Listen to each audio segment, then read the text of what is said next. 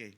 Um, Good afternoon, everyone. Welcome to S21, and my name is Tio. I'll be your host for today, replacing Melissa. Melissa's still in Ubud, so I'm gonna babysit all of you for today. So it's gonna be okay. And everyone else who's still in the garden area and wants to join S21, please come over. And we're gonna start right now.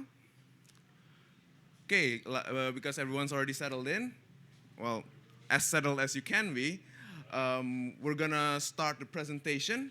I'm gonna make a brief introduction for our first presenter, my good friend, Jason. So, Jason is the founder of Yielda. Yielda is a GameFi project that has a lot of game theories in it. I don't really have his introduction in mind, but yeah, he's an ex-naval officer, a weapons systems engineer, and he moved to Bali to find a better life. And I'm glad that he's being able to be here with us today. So, Jason, please, everyone. You probably don't want me standing directly in front of the screen, right? Yeah, that's the thing. This over just a little bit. There we go. So how's that? So can you get out of the square? stay in? Am I in the square? Can you guys see the screen behind me? How's that work?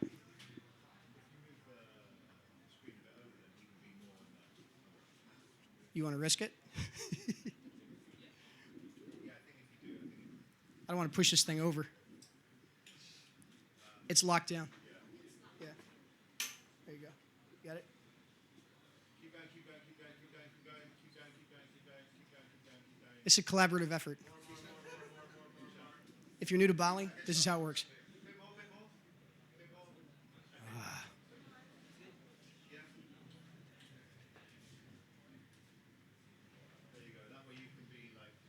How's that? It's a team effort. Over here? Boom. Sweet. All right. Am I on the mark? I'm on the mark. Oh, thank God. Hi, I'm Jason. I'm a software engineer. I've been doing that for about 40 years, mostly in finance recently, right? So I used to build big data systems for big financial institutions, typically north of 100 billion under management. Came to Bali 3 years ago because I didn't want to do that anymore. And so now I build things in Web3, and it's a lot more fun, right? So I have spent a lot of time in my professional life working with traders, right? Building their systems and whatnot. I am not a professional trader, okay? So the direction typically is come on up here and talk about what you know. And so what I'm not going to talk about is how to make a lot of money trading, because that's not in my personal lived experience, right? So my lived experience is a little bit different. I'm really good at losing money, right? So today, what I'm going to do is I'm going to offer you guys some practical tips on how to go about losing money in the long term in the markets, and we're going to come at it maybe from an interesting direction, and hopefully this will be useful to you guys. So the direction that we're going to come at it from is game theory, right? Now, what's game theory? So game theory is a scientific discipline where we use mathematical models to study strategic interaction between rational agents. Okay, so that's probably at least two brand new terms to you, so I'm going to break them down a little bit. What's a rational agent? So a rational agent is probably you, right? So a rational agent chooses behaviors in order to maximize the value of some kind of an incentive, all right? Now what's important here is that the behavior is rational. The incentives don't necessarily need to be, right? So we've all made perfectly rational decisions based on totally false information, right? We do that all the time. You do it every time you respond to a player's bluff in a game of poker, right? So that's okay. You can still be a rational agent even if your information is completely false and irrationally sourced, okay? That's just fine. So strategic interactions, right? Now I think we kind of all know what strategy is, right? So if my incentives drive my behavior, I'm probably engaged in strategy. So game theory typically takes it to a new level, right? And the way to think about this is, let's say that we're playing a game of poker, right?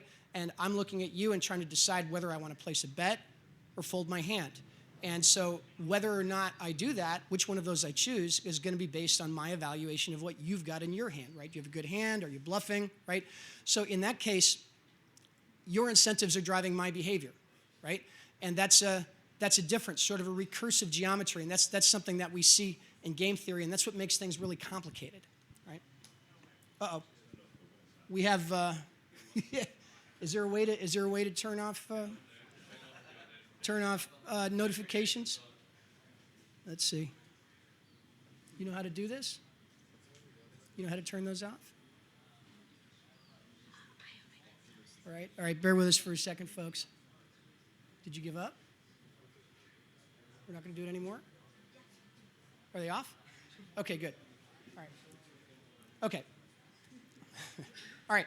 Finally, mathematical models, right? So with a mathematical model, what we're trying to do is to study a piece of the universe or some mechanism that we can isolate from the universe, right? A model is just a stripped down piece of the universe that we want to learn more about. What makes a mathematical model different is that it's precise, right? So we can create a simulation about it inside a computer. We can ask questions about it. We can get detailed information about it, right? Now, there are a couple of different ways to use mathematical models, right? In one way, we know something about the universe, and there's a mechanism that we want to learn more about, right? So we alter the model, and we learn something about the mechanism. In another case, and this is the case in game theory, there's a mechanism that we understand, like a game, okay? If I have a game and I know the rules, then I know everything that there is to know about the game. So I can play that game, I can simulate it, and how that game operates can tell me something about the universe, right? So today, what we're talking about is a conclusion from game theory that's relevant to you guys here. Is anybody here who has ever described themselves as a strategist? I know there are a lot of strategists running around on Bali, right? Okay, well, here's some news for you, right? Game theory has identified a limit to strategic advantage, right? When humans and intelligent agents compete, there's a limit to the amount of good that you can get out of a strategic advantage. And let's be clear about what a strategic advantage is. Two kinds of advantage you could have, right? So a material advantage, that's, I've got more stuff, I'm in a better position than you, right? A material advantage is about my state right now. If I have a strategic advantage, what that means is that I can make better decisions about the state that I have, right? I can process information better. And what we're saying here is that the benefits given to you by a strategic advantage, turns out they're limited, all right? So that's kind of, let's go a little deeper. So the prisoner's dilemma is a game that we use in game theory in order to sort of play around and learn stuff. And you guys have probably heard about it before. Does that work? Yeah. It's quite simple, okay? Alex and Bob are prisoners. They're each serving a 1-year sentence, right? They're implicated in another crime. And so the police take them aside and question them individually, and each of them has a choice. Alex can cooperate with Bob. If he does, he keeps quiet about the crime, right? And if Alex cooperates with Bob and Bob cooperates with Alex, if they both keep quiet, then nothing changes, right? They serve out their 1 year. On the other hand, if Alex cooperates with Bob and Bob defects, in other words, he betrays Alex, then Alex stays in for another 2 years. He's got 3 years total, and Bob goes free, right? And finally, if they defect against one another, if they rat one another out, then they each get an extra year, and now they've got 2 years. All right, so that's the setup, right? And the question, the game theoretical question is, what should they do? Well, it turns out you can kind of work that out, right? So let's say that that Alex and Bob are 50% certain that the other's going to rat him out. Well, I can calculate that out. I can calculate the average prison time that each would spend, based on the different decisions that they would make, and I can decide, all right, well, this is what each person should do. That is the dominant strategy. That is each person's dominant strategy. Important term, okay? And in this case, the dominant strategy for each is to betray the other, right? I could ask different questions based on different assumptions, right? What if they trust each other? Let's say Alex is 90% certain Bob is going to stay quiet and vice versa. Well, you can calculate that out too. Strangely, it turns out that the same result is the dominant strategy is for each of them to give the other up. You can go the other way. So what if they don't trust each other? They're 90% certain they're going to betray each other. Same result, right? You can think about an asymmetric setup, right, where Bob trusts Alex, but Alex doesn't trust Bob.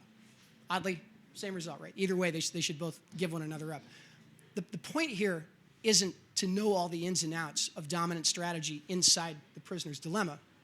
The point here is to be aware that there is such a thing, right? So in this simple game, in each one of these different scenarios, a dominant strategy exists, right? The players could look and say, well, we can analyze the situation and we know what the right thing to do is. Well, that's for a simple game.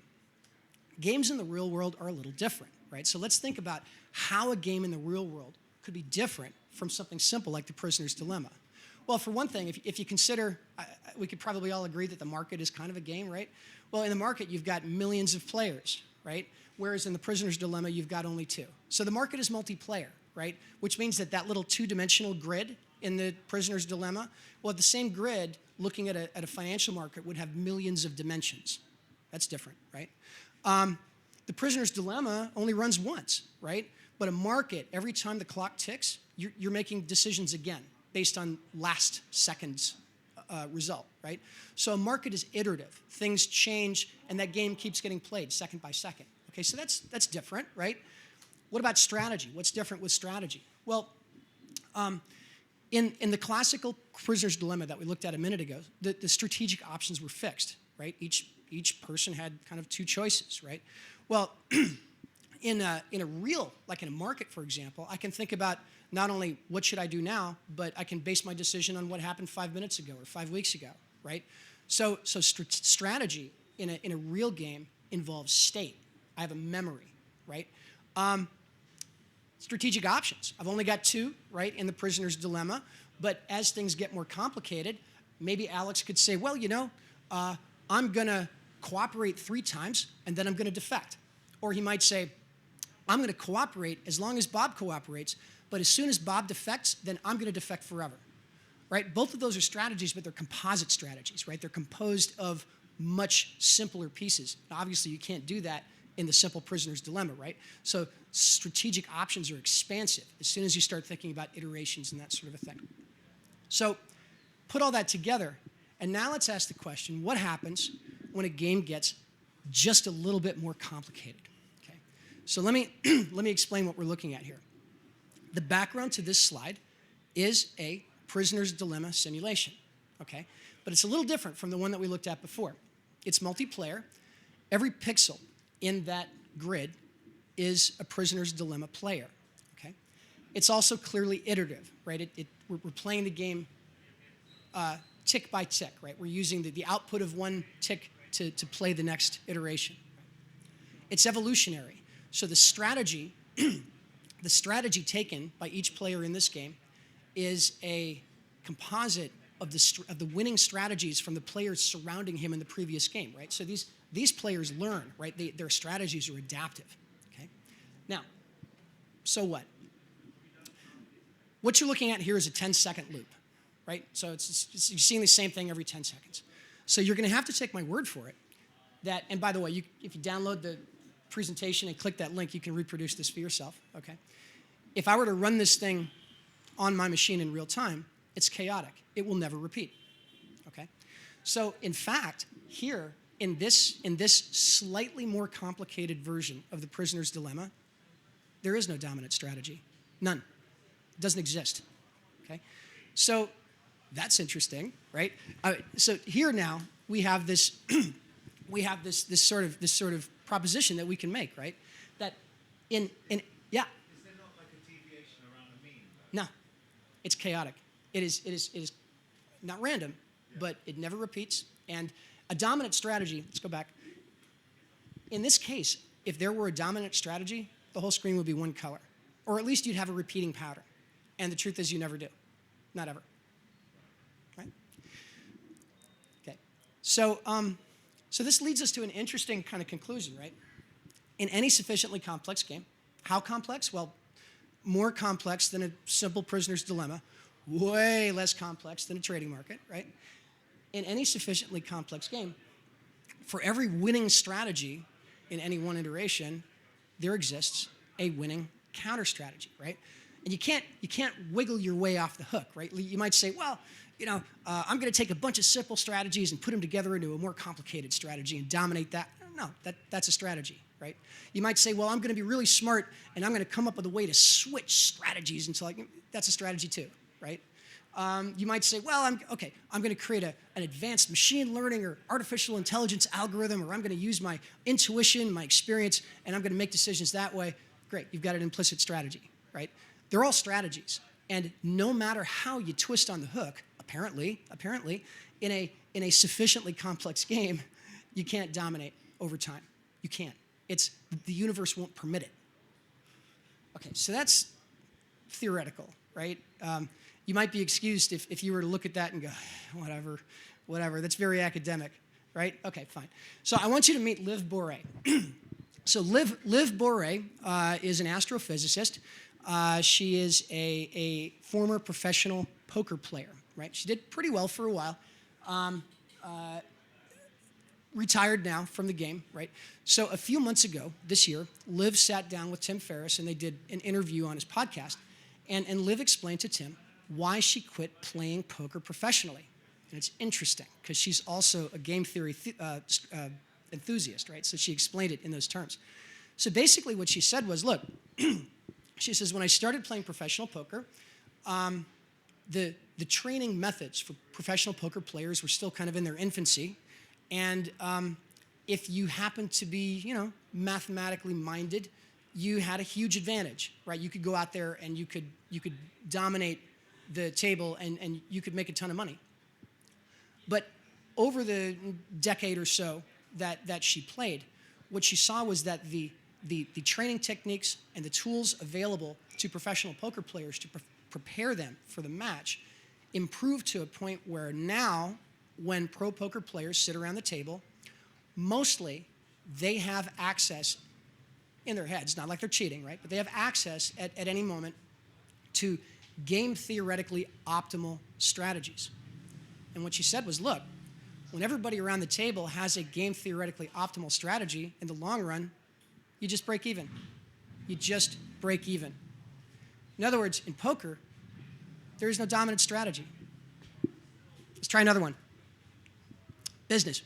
Okay, so everybody knows what the S&P 500 is, right? 500 companies, I think American companies. There's some board that designates who goes into the index, right? And they change it every year, right? So these are kind of by definition the dominant companies in their sectors, in their industries, right? Usually some direct competitors in there. They're well capitalized, right? Obviously, they're all public companies. They have access to the brightest graduates from the best business schools. Strategy is what they do, right? They're adaptive, right? They compete with one another. So just like the advanced prisoner's dilemma thing we saw, where the pixels learn from one another, same deal, right? Companies in the S&P 500, they compete and they adapt and they're smart. And from 1995 to 2019, out of the about 500 companies that were in the index in 1995, by 2019, only 180 some were left. So what happened? Yeah, they got switched out, but why? They were all strategically brilliant, right? So how come none of them could dominate over the long, well, none of them. How come over 24 years, nobody could dominate over the long term? And I would offer to you that one reason is that in business, there is no dominant strategy, right? Any single strategy in business is rapidly going to be overcome by some other strategy, right? That's why they have to keep switching. And at the end of the day, even the most dominant companies eventually fail, right? This was up till 2019. I'm sure the number of remaining companies has gone down since then. So, I can wave my hands a little bit, but at least it's not a ridiculous statement that in business, there is no dominant strategy. Let's try one more. Anybody know the name, sir? Nassim Taleb. Is that what you're going to say? Taleb. Yeah. Exactly, right. Nassim Nicholas Taleb. I always want to reverse the first two names. So for those of you who don't know the name, you probably know his books, but in the late 1980s, Taleb was, but still is a trader, right, a derivatives trader. And he had this really interesting insight, right? So his insight was that the tools that compute theoretical value for a certain category of long out-of-the-money put, it's kind of a derivative, did not sufficiently well take into account the frequency of really bad stuff happening, what Taleb later became famous for calling black swans, right? He said, look, these things actually happen a lot more often than the calculations give them credit for. I'm going to formulate a strategy on that basis. He did so. In the market crash of 1988, Black Monday, Taleb became very wealthy, right? He kept on doing the same thing, and in the banking crisis of 2008, by the end of that one, he was worth $500 million, right? So also in 2008, Taleb published his first, maybe not his first book, but his first well-known book, Fooled by Randomness. And in Fooled by Randomness, Taleb was kind enough to go into great detail about his insight, his trading techniques, and his strategy.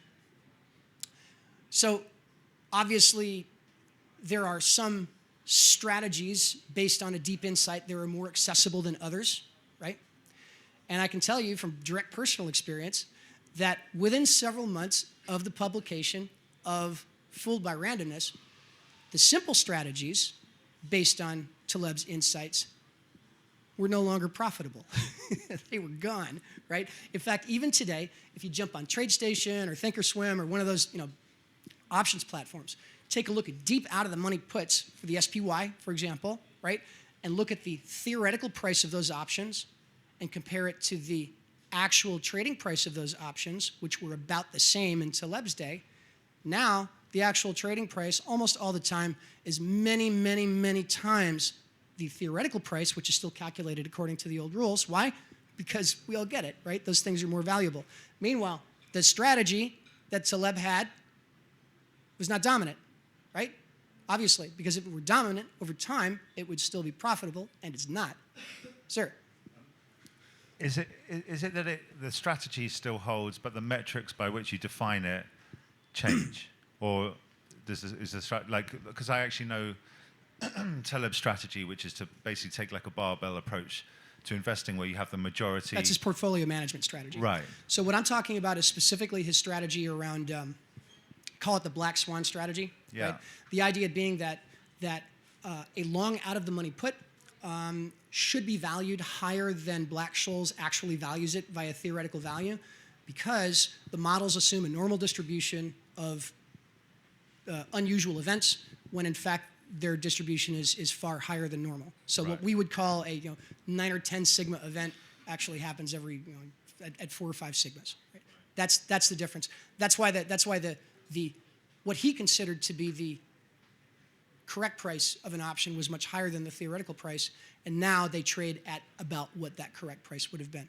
So the strategy's dried up, right? And that's how things work. I mean, anybody who's spent much time in the markets, you understand, something works for a while, sooner or later people get a handle on it, it goes away, right? Well, what that means is that your strategy was not dominant, okay? Okay. So, all right, so these are 3 examples, real-world examples of instances that illustrate the hypothesis that in any sufficiently complex game, there is no dominant strategy. Another way to say that is, in any sufficiently complex game, for every winning strategy, there is a winning counter strategy, including the winning counter strategy, right? So, okay, so how does this help us, right? We came here to learn about how to lose money, and I promised you tips, right? So let's go there. Okay, anybody play poker? Holy shit, cool. I knew there's a reason why I like you guys. All right, well, this is going to make a lot of sense to you then. Okay, so you look around a poker table, and I can identify 2 regions around a poker table, right? One region is full of faces, and the other region is full of money, right? The pot in the middle of the table. One of those is not your opponent. And that, if you do play poker, is a ridiculous statement, because who in their right mind would look at around a poker table and focus on the pot and say, I'm going to play against the pot? That's stupid, right? Nobody would ever think to do that, right? Why not? Just for the sake of argument, let's say that you did.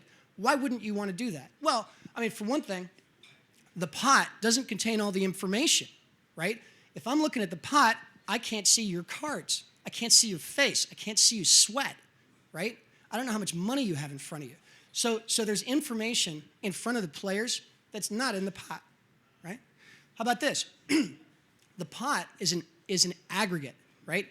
It doesn't show me about anybody's individual bet. Instead, it shows me sort of the sum total of everybody's bet, right? It's the information in it is not only incomplete, but it's low quality, right? So I wouldn't do that, would I? Like no sane poker player would do that, okay? What about that? So this is a good point, and we're going to need this concept in a minute. Remember how we took the idea of advantage and divided it into two, right? We said there were material advantages and strategic advantages. Okay, let's take something else and divide it into two, right? I'm going to say, just for the sake of argument, that there are two kinds of traders. Okay, there are retail traders, just picking names out of a hat. There are retail traders, and there are professional traders. Okay, so the retail traders, by definition, just go with this, okay? Retail traders are the ones who trade against a chart. They are the ones who, if they were playing poker, would be playing against the pot, okay? You can see the chart. It's easy to see. You can analyze the chart. It's right in front of you. You could be excused if you might have had the sense that this is the thing, that this is your opponent, okay? But at the end of the day, a retail trader, when he thinks about trading, he thinks about technical analysis and what's the chart doing and the momentum. That's what he thinks about, right? Then there are professional traders. In a trading scenario, the professional trader is your actual opponent. That's the person sitting on the other side of the trading screen who is the buyer when you sell and the seller when you buy. The difference between a retail trader and a professional trader is that the retail trader, if you're a retail trader, you trade against the chart, and if you're a professional trader, he trades against you. That's the difference, okay? Now, what does this mean? Well, look, let's go back to the poker analogy, right? So if I'm playing poker, and there are 6 other people around the table, and my focus is on the pot, and I formulate a great strategy for winning against the pot, while everybody else on the table takes one look at me and formulates a great strategy for winning against me, what do you think is going to happen, right? You're going to lose your money, okay? You're going to contribute to the pot. So, well, same deal, right? Generally speaking, a trader who trades against a chart will kind of almost always lose in the long term to another trader who trades against him. Because if you're playing a game against somebody who's not in the game, then your strategy doesn't matter. Doesn't matter, right? You're playing against somebody who's not playing against you, and the people who are playing against you are going to take your lunch. So this is tip number 1. I should have called this tip number 0, right? Tip number 1 for losing money in the long term is to trade against people who aren't even there. Okay. Number 2. Yes. Previous slide. So what do you mean, somebody trading a trader who trades against him? Like when you trade, how exactly are you trading against a That's a specific totally fair person? question. Totally fair question. Stick with me for a minute and I'll answer it. Okay. So anybody here follow a trading newsletter or somebody on Twitter, right? Or watch CNBC? Okay. So we all do this, right? We all follow a guru of some sort, right? We pay attention to some analysts. Somebody does this for a living, right? I don't. I write software, right? So it makes sense to have a bit more of an expert opinion when you want to decide what to buy and sell and when, right? It's not ridiculous, but it does open you up to some risk.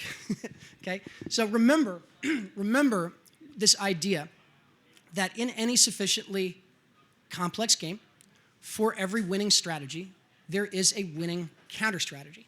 And let's just assume for the sake of argument that a market is a little bit more complex than, say, the prisoner's dilemma, and so it is actually sufficiently complex, okay? Now, let's say that the producer of my favorite trading newsletter does in fact have a winning strategy. Let's just say for the sake of argument that he does, and that I and 10,000 of my closest friends have decided that, we want to pay attention and we want to organize our activities around that. Okay, well, remember, for every winning strategy, there's a winning counter strategy. Now, there is a name for people who make it their business to formulate winning counter strategies against those winning strategies. That name is professional traders, right? That's what they do. So, if I'm a professional trader and I want to formulate a winning counter strategy, there's only so much time in the day, right? I want to pick the biggest pile of money I can to go after, and what that means is I want the group of correlated trades with the highest possible footprint, right? The biggest influencer with the biggest reach. I want to pay attention not to that guy, but to his followers, right? Because if I were in the mood to trading against somebody, I might as well trade against somebody big, right? That's the idea. So, how does that actually work? Well, I'm sure you can imagine that if there are two distinctly different strategies on the board, then there are two distinctly different signals that those strategies could receive.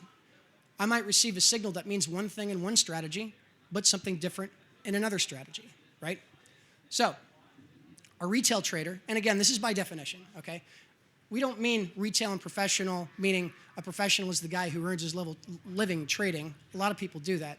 I'm trying to be careful about the definition here, right? So a retail trader pays attention to let's just say an influencer, newsletter, what have you, somebody who's promulgating signals, right? And from that source, a retail trader receives trading signals. What do I mean by trading signal? This is what you ought to be interested in buying and selling, and this is when you ought to do it. When meaning a matter of time, a matter of price level, what have you, right? Trading signals. We all kind of understand what a trading signal means. Sometimes those trading signals might be complex, right? Maybe they have to be sort of filtered through a chart in order to get there. Just like a complex strategy might be composed of simpler strategies, still a strategy, still a signal, okay? Point is that when the retail trader watches the influencer, what he's receiving is information about when to place a trade. On the other hand, a professional trader watches the exact same influencer and receives a totally different kind of signal because he is composing a totally different kind of strategy. So whereas the retail trader receives a signal that tells him whether to buy and sell and what, the professional trader receives a signal that alerts him as to the near future behavior of the retail trader, right? So when you ask, what does it mean to trade against somebody? My answer is, if I know what you're going to do pretty soon, if I have an idea that you're going to place a stop order with, a stop level, 6 points below where it currently is or what have you, yeah, I can trade against you and I can stop you out and I can take your money. That's how it works, right? So that's the dynamic. That's how it works, right? So this takes us to our tip, right? Tip number 2 for losing money in the long term. Correlate yourself with lots of other people who are also looking for trading signals, and the best way to correlate yourself is to have everybody follow the same influencer, right? Have everybody receive their signals from the same source. Works great, right? Guaranteed, if it's big enough, somebody else is going to be watching the same source and doing something a little bit different with it, okay? That's tip number 2. Okay, so this is where we're headed. Tip number 3. Okay. So, anybody have any idea what that is in the background of the slide? Any guesses? Shells, yeah. Those are artillery shells, okay? Battle of the Somme, 1916. Germans on one side, Allies on the other side, World War I lined up across the Somme River in northern France. This is the middle of the war, right? Both armies are at their height. They are more or less materially matched, okay? And both generaled by the top strategists in Europe at the time. I mean, they're at their peak, right? What you're looking at in the background here are the spent shells from a single artillery position at the Battle of the Somme over the course of a couple of days. For perspective, inside each one of those things, you could fit a small dog, a medium-sized dog. They're big, right? So, over the course of 5 months, the Germans and the Allies destroyed a piece of territory. They expended 1.7 million artillery shells between them, and by the end of 5 months, over 1 million men were dead or maimed for life. And by the end of it, the battle lines, right, the territory that they were fighting over, had moved less than 10 kilometers. So virtually no gain, extravagant expense. You could argue everybody lost, right? Supposed to be a strategic win. Everybody was going for the strategic win because they were materially matched, and yet everybody lost. There was no strategic win available. Meanwhile, go back 30 years, okay? So 30 years previously, this is happening in Zimbabwe in 1893. 6,000 Matabele warriors. The Matabeles were Zulus, fearsome guys, right? 6,000 Matabele warriors ambush 700 British colonial troops in Zimbabwe. They ambush them at night. They're on their home territory. They have every conceivable strategic advantage, right? This is supposed to be a slam dunk. But at the end of a couple of hours, 1,500 Matabele warriors, that is 25%, 1/4 of their force is not wounded but dead, and they are retreating in complete disarray. The Zulu kingdom at that point is effectively broken, and the British have lost 4 men. So what happened? Why? Why? How can this be possible, right, when the attacking force, by the way, it was a surprise attack at night. The British were asleep, right? How does that happen? Well, the answer is the British had machine guns and the Matabele didn't, right? The British had an insurmountable material advantage, and the material advantage of the British entirely nullified the overwhelming strategic advantage of the Matabele army, right? So that's interesting. Let's talk about strategic advantage here, okay? So strategic advantage is all about what we can do with the stuff that we've got, whereas material advantage is about having more stuff, better position, right? Something real. So they're different things, right? Strategic advantage is mostly a matter of being able to process information. Now remember what happened to Liv Bourret and the poker players, right? Over time, people learned how to process the information that everybody had better. And after all, we live in a Moore's Law world. We're on the hockey stick, right? So over time, you should expect that if you're strategically dominant now, in the future you won't be. Because strategic dominance is a matter of being able to process information better than the next guy. And over time, we all get really good at it. And thanks to game theory, we know that there is an optimal limit to how good you can be, right? So there's a limit to the effectiveness of strategic advantage. There's no limit to the effectiveness of material advantage. Yeah. Better? Okay, right? Anybody play chess? Okay, let's think about a chessboard, right? 16 pieces per player, 32 pieces on the board. Everybody's got the same material, right? If 2 amateur players are playing chess, one guy can make a mistake, one person can make a mistake, odds are the other person's going to make a mistake too, and it kind of evens out, and it is what it is. But what happens when 2 international grandmasters play a game and somebody fumbles? Game over, right? Because it's highly unlikely, even that mistake was unlikely, it's highly unlikely the other guy's going to make another mistake, right? That's the end of it, right? As soon as, when everybody's operating at the highest level of strategic brilliance, as soon as there is a trip, a blip, a glitch, certainly a differential and material advantage, that's the end, right? So, long term, there is no dominant strategy. Generally speaking, if you're relying on strategic advantage, the best that you can hope for is to break even. You can lose with bad strategy, but in the long term, especially when we're following Moore's Law, in the long term, at the highest levels, really the best that you can hope for with strategic advantage is to break even. On the other hand, a material advantage is almost always decisive. Okay. All right. So, so there we go. I'm going to let the cat out of the bag. I actually know that we all don't want to lose money. I get it, right? I have a favorite quote from Warren Buffett. I'm going to paraphrase it because I don't remember it exactly. It kind of goes like this. The first thing that you need to know about making money is don't lose it, right? Don't lose it. And so if you wanted a checklist of things not to do in order not to lose money, there's one right there. It's not a bad one. Not a bad one. Now, I will just answer a couple of objections, and we're going to go to questions in a second, okay? But there are a couple of objections I know I'm going to get. I'm just going to deal with them right now. So we've talked about business. We've talked about chess. We've talked about war. We've talked about trading. We've talked about a lot of different things, right? And you might be excused if you say, well, you know, Jay, I get it, but it's still kind of theoretical, and it doesn't apply to my situation because my situation's different. I'm smarter. I'm better.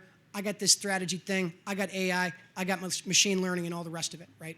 And so I want to reassure you on that point. You know, if you fear that you're not going to be able to lose the money that you want to lose because your situation is different, I just want to remind you that the observations we are making are not about war and trading and business and chess and poker or any of that stuff. These are observations about the universe, okay? They apply to everything that all that stuff, they apply to the universe that all that stuff is embedded in, right? We're stuck with that, and we kind of have to live with it. One last thing. You might say, well, you know, Jay, I've been doing this stuff for 10 years, and so far, I still haven't lost my money. What gives? And there, I can say, look, let's talk about what long-term means. Just wait. Just wait. If you're doing this stuff, sooner or later, you will enjoy the experience of losing money. That's it. I'd be happy to take any questions. Yes, sir. Most obvious question, Yeah. but like, if your advice is not to depend on a superior strategy and material strategy or material advance is not an option to you, then what do you suggest? I'd suggest that you have a problem. Remember, you can always lose with bad strategy, right? It's not like you have that choice. You can't get away with having poor strategy. You're gonna get eaten alive, right? My point is not that you shouldn't care about strategic brilliance. My point is that even with strategic brilliance, dominance long-term is not an option. It's not available to you, right? Short-term, sure, right? You don't know when it's going to end, which can be challenging, right? But yeah, material advantage is something worth seeking. Let me give you an advantage. Let me give you an example of what that looks like. Back in 2008, 2010, I used to work for this company that ran order entry and execution for the Chicago Board Options Exchange, right? So they had relationships with a bunch of exchanges in New York, and they wanted to have an advantage. Now this was kind of several years after the dot-com bust, and you guys are probably too young to remember, but during the dot-com boom, a lot of telecom companies laid a lot of fiber, right?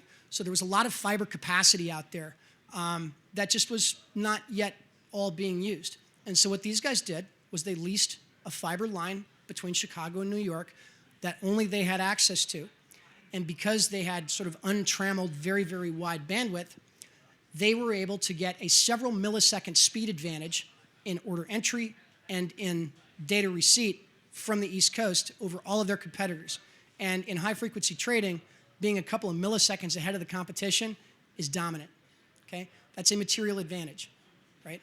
Now, eventually those dry up too. You know, somebody else went and sort of figured out the same thing. But material advantage, depending on however you might count it, at the end of the day, material advantage is a question of inventory. It's stuff you have, whether that's stuff or an arrangement of stuff. It's, you know, you have to put things together. And that is intrinsically more, shall we say, the energy requirements are higher on that than they might be on just processing information better, right? It's harder to do. It's harder to replicate a material advantage. So yeah, the answer is seek a material advantage. And if you can't, you know, maybe adjust your expectations. Yes? I just have one clarification question. Is this because it started like that, and I missed the half of it, so I just wanted to ask: is this an existential claim or an informational claim that it is? Is it that it doesn't exist, one thing, or it's not available for us to gain that information? Okay, so can we leave Gödel's incompleteness aside here? Because I'm sure there are always truths that we can't get to, right? And I'm not going to claim to be enough of a mathematician to be able to demonstrate on a whiteboard that there are in fact no dominant strategies for a sufficiently complex game. That's not math that I can do. I can read the conclusions. Okay, so say it again. You said it's about universe. It's a cosmological claim as well. That's why I'm.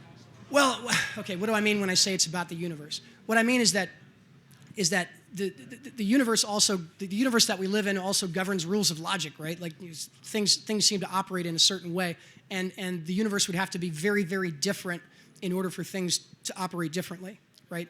So what I'm getting at is that you take a level of complexity in one game and you map it onto another game, and you have the same set of problems, right? So, for example, poker, right? So poker is a game theoretically complex game, right? There's a lot of recursiveness, a lot of recursion in the strategic interactions between players, in the same sense that there's a lot of recursion in the strategic interactions between players in a market.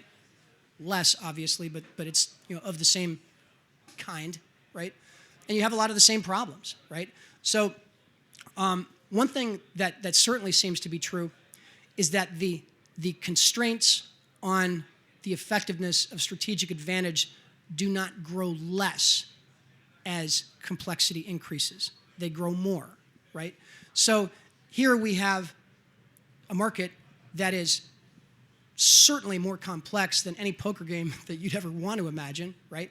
And so if Liv Boeree has this experience with game theoretically optimal solutions available to the players around the table in a poker game, then it does stand to reason, and it does match lived experience, that the same thing should be true in a financial market. And in fact, we see that. I mean, take the Taleb example, right? Perfect example of a strategy, and we all kind of know this in our guts, right? that any great strategy that we come up with has an expiration date. We don't know what it is, but we do know it exists, right?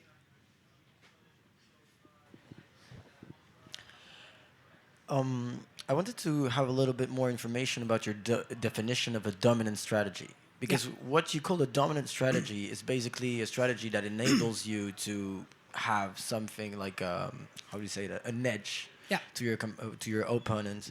But what you're saying is that the dominant strategy is timeless, right? Yes.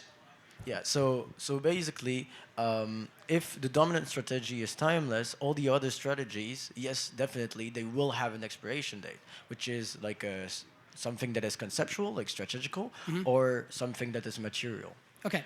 But I don't understand, like, why would a material strategy be like more concrete than a strategic? I'll explain. So here we are back at the basic prisoner's dilemma, right? Now, this is the simplest possible prisoner's dilemma game. You're looking at a single iteration, right? And so within this context, have I been clear about what dominant strategy means? Within this context, each player's dominant strategy is the strategy that maximizes the benefit or minimizes the cost in that game, right? And that is calculable. So given the assumptions that we're making here, each prisoner is 50% likely to defect, and that these are the choices. What you're looking at, the black square there, is in fact the dominant strategy. Do you agree? Okay. Now, let's just say, for the sake of argument, that I decided to create a slightly more complex prisoner's dilemma game that had 2 iterations instead of 1. Can you imagine how I could create a similar grid? It might be a 3-dimensional grid instead of a 2-dimensional grid, right? It might have more dimensions, more degrees of freedom. The strategies could compose, right? So I could have the basic strategies, and then I could compose additional strategies. But at some level, I could still compute a dominant strategy, right? You can imagine if I took it one step more complex than this, I could still compute, using the same technique that I used here to compute a dominant strategy, I could still compute one, right? I wouldn't be able to agree because I think it's pretty complicated to say like this. But hence, at what n does it stop? Okay, so well, the answer is yes. Okay, so if I and you can find this in the literature. If I went 2 iterations or 3 iterations, I could in fact compute a dominant strategy. It gets harder and harder at every step, right? So there comes a point. Okay, so if I go here, did you notice there's some specific numbers here. There's a payoff advantage of 60%. Memory depth is 1 turn, right? Now I could adjust the parameters of this game and I could create conditions where there would be a dominant strategy. In other words, the entire field would turn red or blue. I could do that. I could adjust the parameters. But there is a large, within the capabilities of this simulation, there's a large region in the center where that doesn't happen, where no strategy is dominant. And the more you increase the complexity of the game, the wider that chaotic band becomes, until finally you reach a point where the only places where a dominant strategy exists are places where the rules of the game are so trivially ridiculous that they don't represent anything that could, they don't mean anything real, right? So, so this middle part, let's call this the real world part, that's the part that we're in here. And like I said, the more complex the game gets, the wider that band of chaos becomes. Now, this is still pretty simple.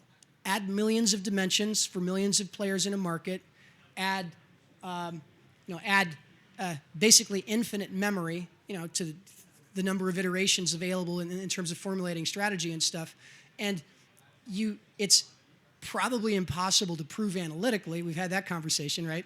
Probably impossible to prove analytically, but you can certainly demonstrate compellingly to an observer that there's no dominant strategy to be found, right? So that's why I say, can I state 100%, stomp my foot, yep, this is the way the universe is? Not in a way that would satisfy a mathematician, but can I say it in a way that would satisfy an old engineer? Yeah, I can. Right? Anybody else? Yes, sir.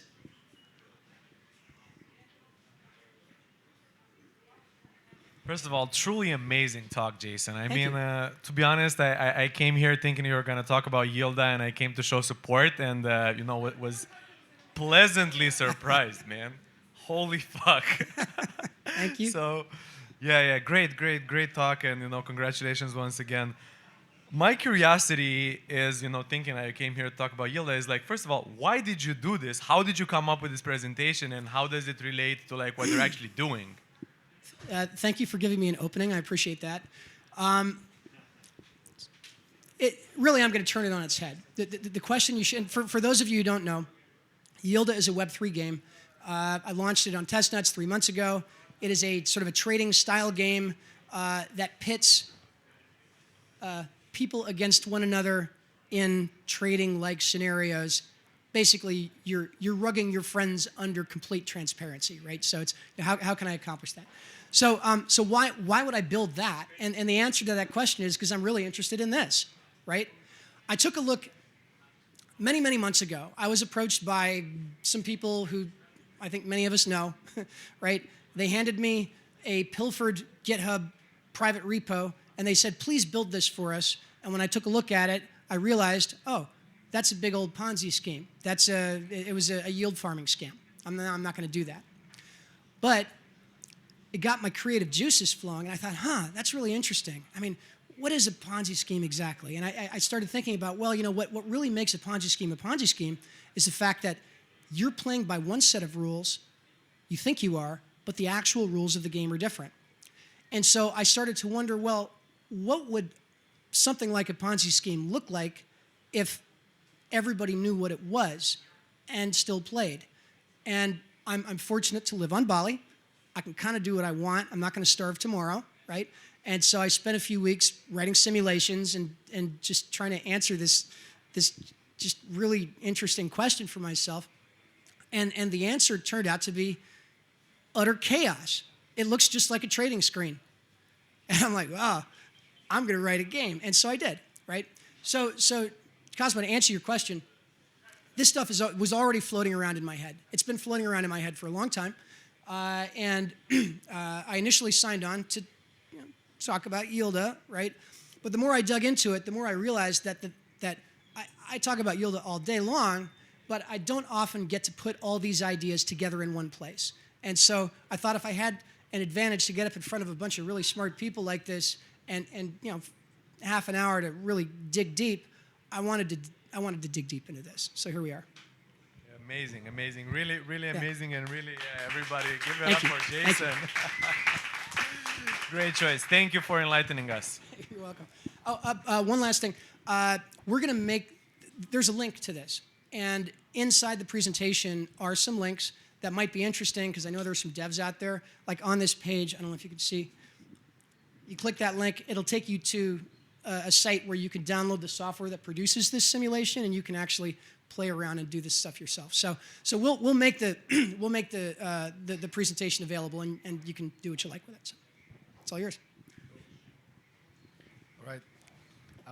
What made me curious is that it's like a lifelong reflection over game theory and all of the things that trying to clean up all the belief and sticking to what happens when there's two agents in the room that want the same thing, or thousands or millions, right? And I appreciate that a lot. But I also kind of, it's a little bit heartbreaking sometimes. And so one of the things I took away immediately is try to recognize situations where I'm materially dominated and That's heartbreaking. yeah. And like just recognize being materially dominated and change like choose another game in general. Yeah. But I was curious, like chapter number 2, right? This is basically a list of don'ts, right?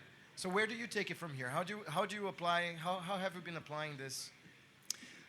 Well, I don't trade. Me neither. I don't trade because I as you recognize said, this. But as you said, this is this is at the dinner party. Yeah. This is at any situation where there's two agents seeking a Yeah. similar outcome. I just wonder, like, if you flip the script now forward. Well, look, are you a trader? Okay, so for anybody who is, you understand the concept of asymmetric return, right? So there are some geometries where you win or you lose, and there are other geometries where you break even or you lose, right? And so you try to get into games where there's an asymmetry, and the asymmetry is in your favor, right? And so really, I guess if I were to take this to the next level, I'd be talking about asymmetry and about how to choose an asymmetrically positive game. How to choose a game where you, if you lose a little, but if you win a lot. That's where I'd go next. Yeah. I have a bit of like a follow-up on that. I Sure. also think it's fascinating, and it's the first time I come to this event, so it's like I was expecting something completely different. It's so cool. There's some kind of economist or famous person who said, in the long term, we're all dead. And I wonder what you would reply to that, because I feel like what you're saying does apply in the very long term, but that can be a very long time, and so long that it might not even be applicable, right? So what would you respond to that? Or is this a matter of getting smarter about what's happening in the short term and knowing that in the long term, the strategy is going to exhaust itself? May I ask you a personal question? Sure. Where are you from? Colombia. Okay. On the coast? No, Bogota. Okay. So the last place I lived in the U.S. was, the last place I lived in the U.S. was Miami, right? And I can tell you, now I did not own a house on the beach in Miami, but I know plenty of people who do. And I can tell you that owning a beach house anywhere near Miami is an explicit lesson in the meaning of the words long term. Long term, and this, by the way, was Taleb's point, right? Long term is not as long as you think it is. And you don't know when it is, right? So I mean, we can get into anti-fragility and the idea of avoiding catastrophic loss, avoiding ruin, right? I mean, this, I don't know. Have you guys read Fooled by Randomness, Black Swan, any of those? You know what I'm talking about? Anti-fragility? Okay. So that's kind of, where you're going here, right? You lose it all. You know the old saying, right? You lose 50%, you've got to make 100% to break even, right? So avoiding loss is never a bad idea. And, so to your point, a strategy that is highly likely to pay off, over the next 30 years, but also has a strong possibility of, leaving you homeless, it's a dangerous strategy, right? You might do just fine, but one person out of 100 might not, and you really don't want to be that person. So. Okay, so right. that'll be enough questions for today. Thank you, Jason.